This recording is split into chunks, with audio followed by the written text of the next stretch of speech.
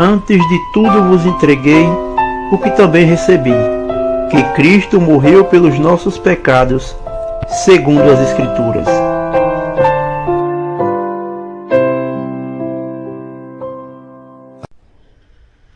A palavra do Senhor, ela sempre nos surpreende.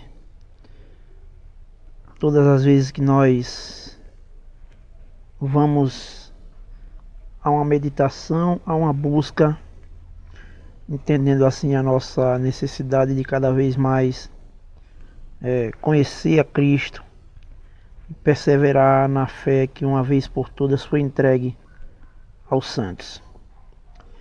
E uma das palavras que mais tem tocado ao meu coração e mostrado assim a glória do Evangelho e o poder de Deus com relação a fazer uso de pessoas tão comuns e muitas vezes até indignas e depravadas, mas o Senhor pega e faz uso para o meio de graça, né?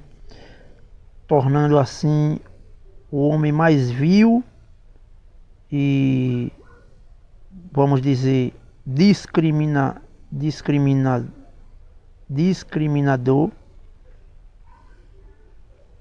ou seja, que discrimina uma determinada crença, pega essa pessoa por meio da fé e da graça e a torna em um grande apóstolo, que chega a testemunhar, como nós podemos ver aqui no verso 47, Atos 13, de 47 a 52, terminando assim o capítulo 13 de Atos. O apóstolo Paulo vai dizer: porque o Senhor assim nulo determinou, eu te constituí para a luz aos gentios, a fim de que seja para a salvação até os confins da terra. Então é isso que Deus faz com uma pessoa que não planejava, não tinha nenhum desejo de seguir a Ele e muito menos de ser um embaixador desta mensagem. Pega essa pessoa e determina, né, e a constitui como um anjo de luz. Eu te constituí para a luz dos gentios, ou seja, todas as nações da terra que não são judeus, israelitas, esses podem alcançar de Deus a luz por meio dos apóstolos, por meio da palavra, por meio da fé. Luz dos gentios, a fim de que sejais para a salvação até aos confins da terra. E o que é que acontece com pessoas que ouvem uma palavra dessa e entendem tão grande salvação, tão grande graça? Pelo menos os gentios aqui no verso 48, eles quando ouviram essas palavras ditas pelo apóstolo Paulo, eles regozijaram-se e glorificavam a palavra do Senhor. E aí, o que é que acontece por meio da palavra? Creram todos os que haviam sido determinados para a vida eterna. O Evangelho é o poder de Deus para a salvação de todo aquele que nele crê. Sempre foi, é e sempre será. Verso 49 diz: e divulgava-se a palavra do Senhor por toda aquela região. Então assim, por meio do Espírito Santo, a audácia, a ousadia, a determinação, entendendo a missão de cada um, ou pelo menos o apóstolo Paulo entendendo a sua missão aqui, que em determinada situação ele disse: ai de mim se não pregar o Evangelho. Sobre mim pesa esta obrigação. Tanto sobre o apóstolo Paulo, como sobre mim, como sobre todos aqueles que já desfrutaram e já receberam do Evangelho da Graça, eu creio que todos podemos dizer, sobre nós pesa esta obrigação de pregar o Evangelho. E ai de mim, se não pregar o Evangelho. Mas o que é que acontece com os religiosos? Verso 50. Mas os judeus instigaram as mulheres piedosas de alta posição e os principais da cidade e levantaram perseguição contra Paulo e Barnabé, expulsando-os do seu território. É assim que a religião e os religiosos reagem à fé, à verdade, ao poder de Deus. Eles levantam uma perseguição contra os pregadores da fé e os expulsam do seu território. Eles rejeitam, eles são aqueles que a Bíblia chama de escarnecedores, não têm a palavra de Deus como o poder de Deus para a salvação deles, porque eles não pensam, nem imaginam, ao menos, que precisam de salvação.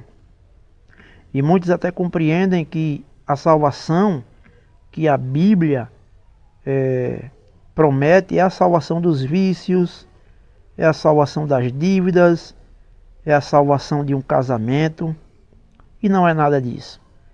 É a salvação da alma. Porque em Cristo se encontra a salvação. Porque em Adão todos pecaram e destituídos estão da glória de Deus e carecem da glória de Deus. Mas aqueles que não creem e não recebem o Evangelho como o poder de Deus para a salvação, eles levantam perseguição contra os pregadores do Evangelho e os expulsam do seu território. Mas qual é a reação daquele que está pregando o Evangelho e é expulso, literalmente, do território, da casa ou da presença de alguém? Verso 51. E estes, sacudindo contra aqueles o pó dos pés, partiram para Icônio. Eles partem. Eles não deixam de pregar o Evangelho. Eles vão pregar o Evangelho em outro lugar, a fim de que muitos ali possam aceitar este Evangelho, receber a salvação em Cristo Jesus e glorificarem a Deus. E o verso 52 conclui dizendo: os discípulos, porém, transbordavam de alegria e do Espírito Santo. Ainda que as coisas estejam difíceis, que a perseguição venha e que muitos rejeitem o Evangelho e o poder de Deus para a salvação, nós podemos transbordar de alegria e do Espírito Santo, por saber que nós não estamos aqui para sermos aceitos por ninguém, mas para fazer a vontade daquele que nos chamou das trevas para a sua maravilhosa luz.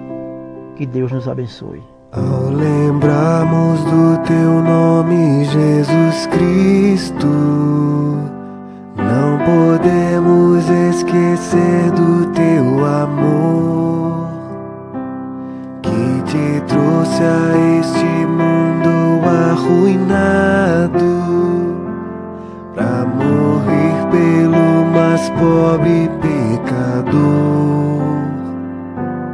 Ninguém mais havia de tão digno para libertar o pecador.